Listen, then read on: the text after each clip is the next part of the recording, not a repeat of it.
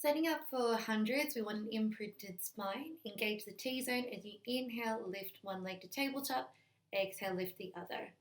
Now place the hands on the knees.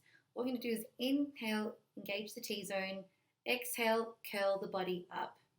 Then you're going to inhale and pulse the arms for 5, and then exhale, pulse the arms for 5. Inhale, pulse the arms for 5, exhale, pulse the arms for 5. Make sure that pulse is coming from the shoulders, not the elbows or the wrists.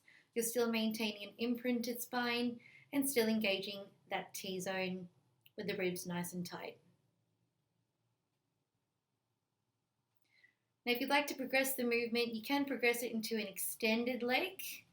So same thing, we're going to inhale for 5 arm pulses, exhale for 5 arm pulses, still maintaining the imprinted spine, still engaging the T-zone, and still keeping the ribs nice and tight. If you'd like to progress it even further, you can extend the legs, lower them slightly, and beat the heels as you pulse the arms. So still in for 5, still out for 5, still maintaining our T-zone, imprinted spine, and ribs tight. And if you do start to fatigue or you're losing those technique points, you can return back to tabletop and start again when you're ready.